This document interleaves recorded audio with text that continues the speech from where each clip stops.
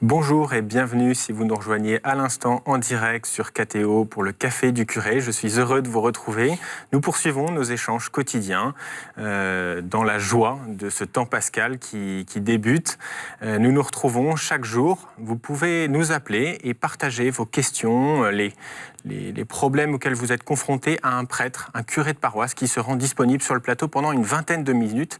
N'hésitez pas donc dès maintenant à nous appeler au 01 73 02 22 84. Cette émission a été faite pour vous. N'hésitez pas donc à poser vos questions au père Étienne Guillet qui nous rejoint comme chaque lundi. Bonjour père. Bonjour Florent. Je rappelle que vous êtes curé de la paroisse Saint-Georges à Trappes dans les Yvelines. Exactement. Merci de nous avoir rejoints. Alors comment votre paroisse a-t-elle vécu ce temps de la miséricorde d'hier ?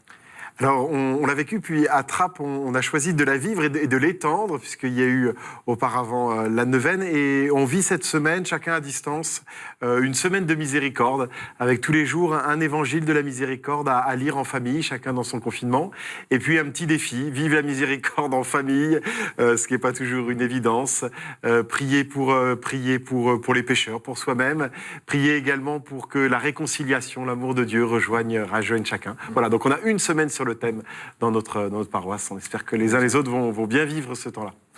Voilà, donc je redonne le numéro. Si vous nous appelez de l'étranger, n'hésitez pas à ajouter le plus 33. Donc ça fait plus 33 1 73 02 22 84. Nous sommes disponibles dès maintenant. Alors j'ai pas mal de questions sur les réseaux sociaux pour vous, père. Et je prends une question d'Élodie. Bonjour, j'aurais une question pour votre émission. Est-ce que le curé pourrait nous parler des personnes confinées dans la Bible ? Est-ce que leur confinement a changé leur vie ? Et Élodie pense à Noé, à Jonas, et il y a 3 petits points de suspension, parce qu'il y en a peut-être d'autres. Qui sont les confinés de la vie, la Bible ? De la Bible. Alors, il y a ceux qu'Élodie cite de l'Ancien Testament. Vraiment, en ce temps de la miséricorde, je pense à 11 confinés d'hier. Confinés porte close et apeurés, les apôtres, au lendemain de la résurrection, et qui se laissent rejoindre par le Christ, qui leur dit « La paix soit avec vous ». Finalement, hier, c'est une histoire de confinés que nous avons accueillie dans l'Évangile. Et c'est la puissance du ressuscité qui fait sauter les barrières physiques, mais les barrières aussi de peur, d'isolement, les ruptures de liens. Finalement, c'est lui qui nous remet en lien, les verrous sautent, et bientôt, habités de l'Esprit Saint, ils sortiront pour annoncer à tous la bonne nouvelle. Mais voilà, peut-être que c'est pas évident de penser à toutes les situations, il y en a beaucoup dans l'Ancien Testament, dans le Nouveau également, dans les Actes des Apôtres, on verra les confinés que sont les apôtres incarcérés, puisqu'ils le sont 3 ou 4 fois dans les Actes, et à chaque fois, c'est un mystère et de clôture, et en même temps d'habitation, où Dieu nous rejoint, où Dieu vient à la rencontre de ceux qui sont mis à l'écart et ceux qui sont, semble-t-il, sans lien. Mais si Dieu établit le lien.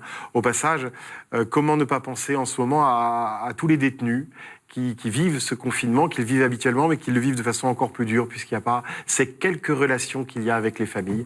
Voilà, ces histoires de confinés, elles s'actualisent de la Bible jusqu'à aujourd'hui. Alors, on a de Seine-Saint-Denis quelqu'un qui nous appelle. Raphaël est avec nous. Bonjour, Raphaël. Bonjour à vous. Bonjour, Raphaël. Oui, bonjour, Pierre-Étienne. On vous écoute, allez-y. Alors, je voulais savoir, étant que je suis baptisé catholique étant bébé, donc, en gros, les gens me disent que c'est pas reconnu par Dieu, alors je voulais savoir la confirmation. Voilà. Alors, on n'a pas bien compris la question. Oui. Je recommence. Oui. Ouais. J'ai été baptisé bébé à 3 ans. Ouais. Donc, je voulais savoir, est-ce que c'est valable pour Dieu par rapport à d'autres personnes qui me disent que c'est pas valable. Parce que vous auriez été baptisé trop tard, peut-être. Très tôt. Ou bien trop jeune, puisqu'il peut y avoir les deux questions. Il peut y avoir les deux questions. Alors, à 3 ans, j'avais 3 ans. Voilà. 3 ans, ouais, c'est très tôt. Alors peut-être qu'il y a, donc c'est l'histoire de la question du pédobaptême, du baptême des enfants. Peut-être que c'est un débat avec des frères et des sœurs protestants, peut-être évangéliques, que vous avez eu là. Pour nous, catholiques, c'est toujours l'heure de Dieu. C'est toujours l'heure du baptême. Et vous voyez, Raphaël, qu'on baptise un enfant qui vient de naître, ou qu'on baptise, on ne l'a pas vécu cette année, mais on espère le vivre bientôt, à Pâques, des chrétiens adultes, eh bien c'est la même grâce de Dieu qui nous rejoint. rejoint et qui se déploie au fur et à mesure de notre temps. Vous aviez 3 ans, vous étiez un petit gars. Eh bien, c'est progressivement ensuite dans votre croissance que Dieu vous a accompagné et s'est découvert à vous. Voilà, tout ce temps de l'enfance, de l'adolescence, ça n'a pas été un temps neutre, c'est un temps d'alliance avec le Seigneur, et pour nous, c'est essentiel. Voilà pourquoi, comme catholique, souvent on encourage les familles à ne pas attendre à baptiser un enfant, même petit, parce qu'il n'y a pas une minute à perdre pour recevoir la grâce du baptême et la grâce de l'Esprit Saint. Raphaël parlait aussi de la confirmation plus âgée. Est-ce qu'il y a besoin d'un engagement, de la volonté personnelle, libre, qu'on n'a pas quand on a 3 ans ? Alors voilà, souvent dans la tradition catholique, on aime, parfois c'est fait plus tôt, à attendre que l'enfant devienne un jeune, qu'il ait un peu de conscience également de cela. Pour vous savez, le baptême, on reçoit l'Esprit Saint pour être disciple du Seigneur, et la confirmation, on reçoit le même Esprit Saint, c'est le même, pour être son témoin. Et c'est bien souvent d'attendre un peu, d'avoir déjà eu toute sa rationalité un peu en chemin, d'adolescent et de jeune adulte, pour pouvoir ensuite être pleinement audacieux pour annoncer le Christ autour de soi. Voilà. Donc voilà, 3 ans, c'était une très belle date pour votre baptême, Raphaël, et un très bel âge. Et puis ensuite, la confirmation, elle vient quand on le sent, prêt à être audacieux pour annoncer le Christ. Alors j'ai une question sur les EHPAD, puisqu'il a été question, en tout cas en France, les EHPAD sont à nouveau ouverts aux visites, des visites très restreintes, mais ça nous laisse une lueur d'espoir. De Sébastien, bénévole dans une aumônerie d'un EHPAD dans le Morbihan. Il demande « Je perçois beaucoup de tristesse de la part des résidents. Comment accompagner ces personnes ? Quand est-ce qu'on va pouvoir reprendre les visites qui ont été interrompues ?» Donc la deuxième question, on ne peut pas trop répondre, mais comment accompagner ces personnes ? Et comment vous faites-vous dans votre paroisse ? Alors, actons qu'on est tous, les uns les autres, devant une grande frustration et une grande tristesse de ne pas pouvoir accompagner nos aînés de façon plus proche, mais même plus tactile. C'est très frustrant, c'est très triste, et on sait, on l'entend bien, toutes ces tristesses qu'il y a dans ces lieux où nos aînés vieillissent et vivent au quotidien, et qui vivent difficilement ce confinement. Alors là aussi, peut-être on peut garder dans notre cœur cette petite phrase de la liturgie, que notre charité se fasse inventive. Dans certains lieux, j'entends que la tablette a pu montrer des visages d'un petit enfant à sa grand-mère. Parfois, le téléphone a été précieux. Peut-être bientôt, on pourra ponctuellement, comme l'a dit le président et le Premier ministre hier, refaire une visite ponctuelle. Voilà. Je sais aussi que beaucoup de paroisses, beaucoup de groupes humains ont fait des concours de dessin et de lettres envoyés entre les enfants de l'aumônerie, du caté et les EHPAD et les foyers logements. Voilà, c'est tout cela qui peut être un peu peut-être mis en valeur pour que ce temps puisse se faire.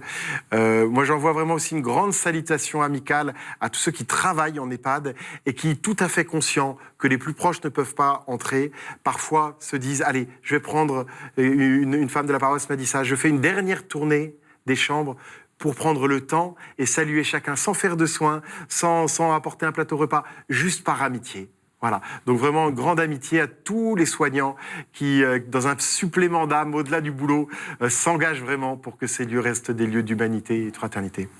Alors, vous pouvez nous appeler dès maintenant au 01 73 02 22 84. N'hésitez pas à insister lors de votre appel s'il y a un peu d'attente. Mais en tout cas, vous pouvez nous poser toutes vos questions en direct. Je crois qu'on a Nicole de l'Essonne qui est avec nous. Bonjour Nicole. Bonjour. Bonjour Nicole. Alors, on vous écoute, Nicole. Ah oui, alors voilà, c'est le sujet. C'est mon petit-fils qui a perdu sa maman. Et à chaque fois, il s'en sort. Alors, il s'est sorti de tous ses problèmes par rapport... C'est moi qui ai élevé mon petit-fils, par rapport à ce qu'il a vécu. Et je voulais savoir s'il y avait une vie après la mort.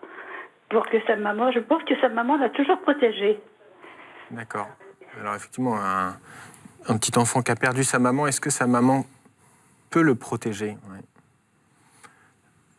Vous savez, comme catholiques, nous croyons en cette communion, la communion des saints, de l'Église du ciel et de la terre, où les uns les autres intercédons dans la distance, intercédons les uns pour les autres par l'unique grâce qu'est la grâce de Dieu. Voilà. Alors, c'est pas évident de faire des théories là-dessus, mais évidemment, croyant dans cette communion de la seule Église du ciel et de la terre, ensemble, prise dans la lumière du ressuscité, moi je crois que la puissance de vie que Dieu nous donne, que nous célébrons, cette puissance résurrectionnelle que nous avons accueillie et célébrée à Pâques, qu'elle peut rejoindre un petit garçon qui a perdu sa maman, bien sûr, et que sa maman, du haut du ciel, dans la lumière de Dieu, elle qui voit maintenant la bonté de Dieu, ce feu d'amour-là, peut à l'évidence être une belle avocate pour son petit gars, c'est sûr. Alors, une question de Samir en Turquie qui nous regarde. Bonjour, Samir. Je suis chrétien en milieu musulman. Comment témoigner auprès des musulmans de la résurrection du Christ ? Car ils croient que Jésus n'est pas mort sur la croix et pas ressuscité. Samir, grande question. Soyons des ressuscités avec le ressuscité. Le débat théologique ne sera pas forcément évident parce que nos regards sur Jésus, entre musulmans et chrétiens, ne sont pas les mêmes, parce que ce qui est dit de Jésus et de sa mort et de sa résurrection n'est pas du tout la même chose entre notre foi de chrétiens et ce que vont dire des musulmans. Donc le débat théologique est compliqué, Samir. Par contre, à nous de vivre en ressuscité. Je pense la joie qui doit rayonner sur votre visage toute l'année, mais peut-être particulièrement dans ce temps pascal, cette bonté, cette paix que vous mettez, que vous offrez autour de vous, relais qui arrive en relais de ce que le Christ nous dit à chaque apparition. Lui, le ressuscité, la paix soit avec vous. Cette paix, cette lumière, cet amour pour autrui sera, selon moi, le meilleur témoignage. C'est pas moi qui l'invente, hein. On sait bien que ça a été le témoignage des frères de Tibérine, le témoignage de Charles de Foucault, de tous ces chrétiens ultra minoritaires en monde musulman, voilà, un peu comme Pierre à la belle porte de Jérusalem. Je n'ai ni or ni argent, mais ce que j'ai, je te le donne. Christ est ressuscité, le nom de Jésus. Et ce nom, il doit pouvoir se lire sur votre front par la lumière qui vous habite. Alors on va prendre la direction de l'Eure-et-Loire puisqu'Élise nous appelle. Bonjour Élise. Oui, bonjour. Bonjour Alors, Élise. je voudrais savoir qu'est-ce que c'est que le péché contre l'Esprit Saint. Ah. Et Élise pose une question qui a cassé vraiment qui a donné à réfléchir à tant et tant de théologiens. Je pense que vous savez, Élise, dans les séminaires et dans les universités de théologie, ce point-là remplit des rayonnages parce que c'est un peu, c'est un point qui est pas évident, qui est compliqué. Il n'y a pas dans l'Évangile un petit astérisque qui nous renvoie en bas de page sur une explicitation très claire de ce qui est dit là. Peut-être que le blasphème contre l'Esprit Saint, c'est le refus le refus objectif, conscient de reconnaître en Jésus l'envoyé de Dieu et finalement une forme d'inconsistance. On pouvait voir que le Christ est l'envoyé de Dieu et on ne l'a pas vu, et on ne l'a pas reconnu. Je pense que dans l'Évangile selon saint Marc, où cette expression est reprise également, il y a quelque chose comme cela. Nous avions tout pour savoir et nous ne l'avons pas reconnu. Il me semble que dans un de ses textes, Jean-Paul II en parle aussi comme d'un refus de la miséricorde. Et alors voilà, peut-être en cette semaine où nous continuons la joie du dimanche de la miséricorde, peut-être voilà, se fermer à la miséricorde de Dieu peut être aussi cela, comme une mort intérieure, voilà, comme une mort intérieure. Un acte très fort. Alors, j'ai une question de Gérard aussi dans l'évangile de Saint Jean. C'est aussi une question sur les Écritures. On nous dit que les disciples d'Emmaüs ont reconnu le Christ par la fraction du pain. Si Jésus revenait parmi nous, à quel signe pourrions-nous le reconnaître ? Ah, Gérard, oui. Ils l'ont reconnu à la fraction du pain et leur cœur a brûlé à la compréhension des Écritures. Voilà les deux moments progressifs de la reconnaissance et finalement de ce passage, de ce Pessah, de cette Pâque qu'ont vécu finalement les disciples d'Emmaüs, de la tristesse et de l'isolement à la reconnaissance du Christ. Alors aujourd'hui, où pourrions-nous reconnaître le Christ ? Il n'y a pas une seule réponse, ça serait bébête de dire ça. Je crois que le Seigneur se donne à reconnaître aujourd'hui, et de bien des façons. Il se donne de bien des façons. Il se donne à rencontrer comme à Emmaüs, à la lecture de l'Évangile, à la lecture de l'Écriture. Nos cœurs peuvent brûler. Demandons-lui la grâce de brûler intérieurement. Il se donne à reconnaître à la fraction du pain, hier comme aujourd'hui, à Emmaüs ou dans votre paroisse. Pareil. Et puis il se donne en bien des lieux où l'amour a le dernier mot et où où des chrétiens sont des témoins du ressuscité. Il m'a été donné ces derniers jours de rencontrer à distance certains des paroissiens de Trappes, parfois isolés, pour les encourager à 4 mètres de distance pour être bien respectueux. Et néanmoins, j'ai vu chez certains le désir de soutenir autrui, le désir de prier. Et en repartant, à chaque fois, je me disais, Dieu est présent, il est là. Il est là lorsqu'il y a l'amour du frère, il est là lorsqu'il y a la foi qui tient bon, il y a là quand la joie ne s'efface pas. Tu es là, Seigneur, je t'ai reconnu. Alors, on a Véronique dans l'Oise qui nous appelle. Bonjour Véronique. Oui, bonjour. Bonjour Véronique. Bonjour. Allez-y, Bonjour. on vous écoute. Ah, d'accord. Voilà, je voulais vous poser une question parce que ma mère, elle est en convalescence. Elle n'a pas trop le moral, elle est toute seule, on ne peut pas la voir. Donc, je voulais savoir comment faire par rapport, parce qu'elle n'a pas trop la foi. Elle n'a pas la foi. Et moi, je lui parle des fois de Jésus, mais je ne sais pas trop comment faire pour l'évangéliser. Alors, je voulais savoir si je vais donner quelques conseils par rapport à ça. Merci Véronique. Merci. Et avec votre question, la question de temps et temps qui accompagne un proche et ce proche n'a pas la foi alors qu'eux sont habités d'une grande espérance. Votre question, elle rejoint énormément de gens, je pense, en ce moment. Je pense que nous sommes invités à un témoignage explicite, oser quelques mots de la foi, en étant ensuite judicieux. Peut-être tous les moments ne conviennent pas, toutes les façons de parler ne conviennent pas. Peut-être à un moment, ça va agacer. À vous, et ça, on peut demander l'Esprit Saint pour cela, de trouver le bon moment et les bons mots pour témoigner explicitement de Jésus-Christ mort et ressuscité qui nous donne son amour. Et puis ensuite, il y a le témoignage explicite. Et puis ensuite, il y a toute cette façon d'être en relation qui nous fait vivre l'évangile avec autrui et qui est, je pense, chemin d'évangile et qui prépare peut-être les cœurs. Ensuite, vous savez, si on savait comment donner la foi, eh bien, ça se saurait. Je pense que Dieu fonctionne pas comme ça. La foi, c'est toujours un peu tout à la fois l'appel de Dieu à toute personne et un cœur ouvert ou non à ce moment précis. Peut-être que demain, ça sera différent. C'est toujours cette alchimie-là. Et puis nous, pas loin, qui témoignons avec vérité, en essayant d'être cohérents de ce que nous croyons. On peut forcer à la fois personne. Par contre, on peut témoigner, ne pas se taire, et puis être fidèle dans la foi, essayer de bien vivre et d'être bon. Voilà, vous essayez d'être bonne avec prier pour la personne. Et bien sûr, de prier pour elle, d'intercéder pour elle. On parlait tout à l'heure de cette communion, de cette intercession. Elle est entre les vivants, à l'évidence. Prions pour ceci, pour que justement, Dieu qui appelle toujours, un moment peut-être rencontre un cœur ouvert à cela.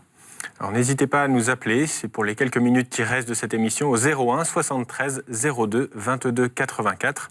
Et Père, je rebondis, puisque vous parlez de la communion des saints. Bientôt, c'est la fête de Saint-Georges. Ah oui. Comment votre paroisse vit la fête paroissiale dans... Ça va être une super fête paroissiale, chacun chez soi. Alors c'est jeudi, la Saint-Georges, notre église qui a plus de 1000 ans, à Trappes, va donc fêter sa fête de la Saint-Georges, chacun chez soi. D'habitude, on essaye d'avoir un petit apéro, ou là, ça va être un peu râpé. Alors, on a décidé qu'on allait faire, on va voir si ça fonctionne, on va faire une grande visioconférence, peut-être on sera jusqu'à 200 si la technique suit, pour prier le Seigneur en ce temps pascal. Et puis ensuite, les enfants sont en train de dessiner à la maison des Saint-Georges, de faire des coloriages. On fera une expo éphémère. Et puis ensuite, quelques nouvelles des uns des autres. On va voir si on s'en sort à 200. Ça va peut-être être un peu compliqué, mais ce sera vraiment joyeux. Et puis on finira en chantant et en priant et en buvant un coup. Voilà, je ne sais pas dans quel ordre, mais tout ça, on essaiera de le faire pour qu'en tout cas, pendant 40 minutes, on puisse, jeudi soir, faire la fête tous ensemble. On s'arrêtera à 20h. Que ce jour-là ne soit pas comme les autres. Exactement, pour que ce jour-là ne soit pas comme les autres. Alors, on a Jojo et Maryse qui sont en ligne. Bonjour. Oui, bonjour. Bonjour. Alors, j'aurais une question pour Père Étienne.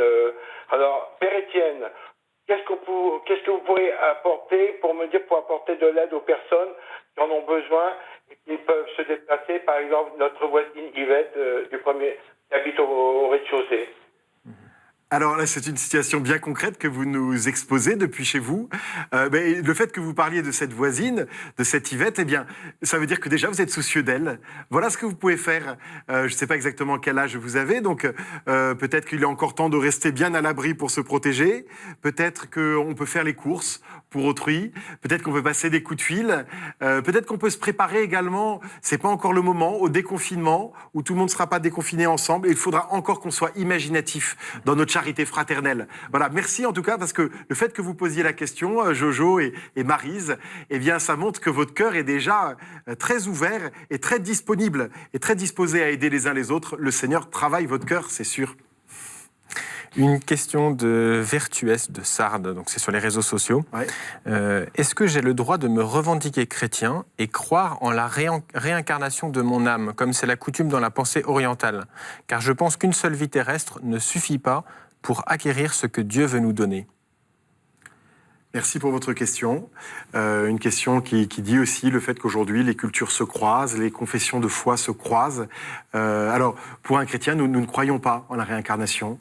Nous croyons en cette vie à remplir à plein, celle qui nous est donnée aujourd'hui sur cette terre et qui s'achèvera un jour. Et nous croyons non pas dans le cycle des réincarnations, qui est pour nos voisins, nos amis bouddhistes, souvent pas une très bonne nouvelle, parce que c'est infernal, ces réincarnations successives. Ils aspirent plutôt à la fin de la réincarnation dans leur modèle de foi. Pour nous, chrétiens, nous ne croyons pas en la réincarnation. Nous croyons qu'au terme de notre vie, nous allons retrouver celui qui est la source de notre vie, celui qui est la source de tout amour, qu'il nous faudra peut-être ce laps de temps pour nous réadapter à tant d'amour et tant de lumière en fonction de nos vies, mais que nous le rejoindrons pour vivre en plénitude et éternellement dans sa lumière. C'est finalement la grande œuvre de notre vie ici que de préparer également notre vie là-bas. Une question de Rosette aussi sur les réseaux sociaux. Bonjour Père, comment surmonter en moi ce désir ardent de participer à la célébration eucharistique pendant ce temps de confinement? Parce que quand j'y pense, je tombe en dépression et même malade. Un message très fort. Message très fort de Rosette que j'entends également sur les lèvres de beaucoup de paroissiens dont je découvre avec beaucoup d'émerveillement combien chez eux l'Eucharistie est centrale. Alors Rosette, tenez bon et ne soyez pas malade. Allez, vous devez avoir une vie spirituelle qui est forte. Eh bien, dans ce jeûne, dans cette privation pour l'instant, eh bien, s'il vous plaît, associez-vous à tous les détenus, associez-vous à tous ceux qui, dans des pays plus loin, en Asie, en Amérique latine, en Afrique, parfois ont rarement la messe et l'attendent. Vous savez, l'attente, c'est une vertu très chrétienne. Elle habite notre avant, elle habite notre carême. Eh bien, il nous est donné cette année de le vivre à un autre moment que le temps liturgique. Mais soit il nous rend malade et il nous déprime, soit au contraire, il creuse le désir. Et vous savez, croire en Dieu, c'est une grande affaire de désir. Alors voilà, laissons croître en nous ce désir de Dieu. Bientôt, nous communierons. Mais voilà, laissons croître. Parfois, c'est dans le manque que l'on sent combien c'est précieux. Vous n'aviez peut-être pas conscience combien l'Eucharistie était important pour vous jusqu'à présent. Du coup, c'est pas surmonter le désir qu'il faut? C'est au contraire le faire croître? Moi, je crois. Même quand il nous fait souffrir? Alors, quand il nous fait souffrir, eh bien, on l'offre au Seigneur, mais le désir, spirituellement, c'est le grand moteur, quand même. C'est regardez les amoureux, regardez, quand on s'aime, il y a du désir. Et la vie spirituelle, la vie chrétienne, c'est pas une morale ou un monde philosophique, c'est l'histoire d'une rencontre, une rencontre amoureuse entre un être et son Seigneur. Alors voilà. Courage, ne laissons pas la déprime monter. Et quand vous avez un coup de déprime, eh bien, vous savez, lorsqu'on nous dit à la messe le corps du Christ et qu'on répond Amen, on dit deux choses à la fois. On dit ceci est le corps du Christ, certes, la présence réelle du Seigneur, mais on dit au même moment, je suis membre du corps du Christ. Notre Amen répond à cette double interpellation. Eh bien, vous n'avez pas encore le Christ entre vos mains, mais vous êtes membre du corps du Christ. Alors travaillez le corps, que notre corps ecclésial soit plus beau en sortant du confinement, par des coups de fil, par une prière commune, prier à distance avec des voisins, au téléphone, tout est possible. Alors, je prends une dernière question sur les réseaux sociaux aussi de Nicaise. Bonjour mon père, comment faire pour faire grandir sa foi dans les évangiles? Jésus nous dit d'avoir plus de foi, mais comment en avoir plus? Augmentons-nous la foi. Augmentons-nous la foi. Belle phrase de Pierre. Hein. Comment Écoutez, je trouve que les deux questions se suivent et finalement parlent un peu de la même chose. Souvent, on voudrait quantifier, mettre un volume. J'ai beaucoup la foi, j'ai pas beaucoup la foi. C'est pas évident. La foi est donc une histoire de désir, c'est une histoire d'amour. Eh bien, vous savez, c'est Pascal qui disait que c'était quelque chose de très triste pour un homme que de ne pas savoir rester seul. Voilà. Parce que cette solitude, elle n'est pas forcément un isolement, elle est aussi le lieu secret où on rencontre le Seigneur. Eh bien, Nicaise, profitez de ce temps.